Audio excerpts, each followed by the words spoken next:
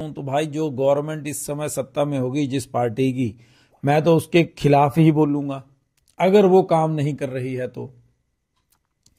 लेकिन ये जो स्कूलों की हालत है इसके लिए दोनों पार्टियां जिम्मेदार हैं, कांग्रेस भी और बीजेपी भी।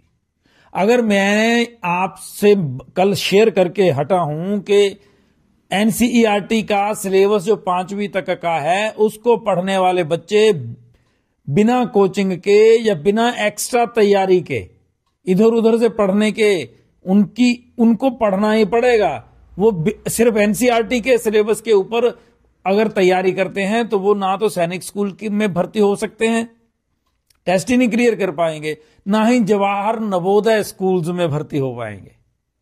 अब अगर किसी को डाउट हो तो भाई साहब आप सिलेबस देख लो ना नेट पे, एनसीईआरटी का सिलेबस देख लो कि एनसीईआरटी का सिलेबस क्या है। फिर उसके बाद जवाहर नवोदय जो विद्यालय का टेस्ट है उसका सिलेबस देख लो।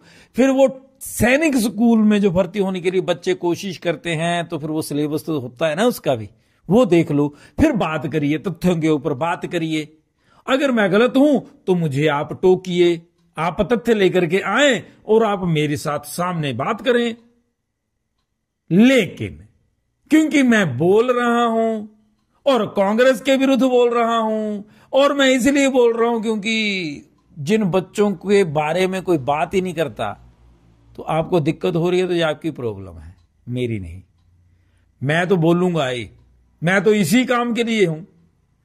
ब्लॉग भी मुझे बनाना है तो इसी काम के लिए करना है, क्योंकि इन बच्चों के बारे में कोई नहीं सोच रहा। आपको पता है पूरे भारत की जो अर्थव्यवस्था है ट्रक ड्राइवरों के ऊपर है।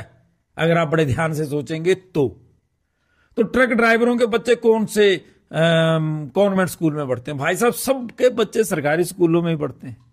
जो मजदूर हैं फैक्ट्रियों में लगे हुए पिछले 20-30 सालों से उनकी सैलरी में कोई 5 पैसे की बढ़ोतरी नहीं होती, बल्कि केंद्र में भारतीय जनता पार्टी सरकार है, राज्य में कांग्रेस सरकार है, और इन्होंने फैक्ट्रियों को, कारखानों को खुली छूट दे दी है कि 12 घंटे ड्यूटी लो, 8 घंटे के पैसे दो।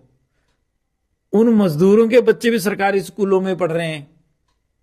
जो दिहाड़ीदार हैं, जो इधर उधर दिहाड़ी करते हैं, छोटी मोटी नौकरी कर रहे हैं, उन सबके बच्चे सरकारी स्कूलों में जाते हैं। तो उनके बारे में फिर कौन बोलेगा? हां,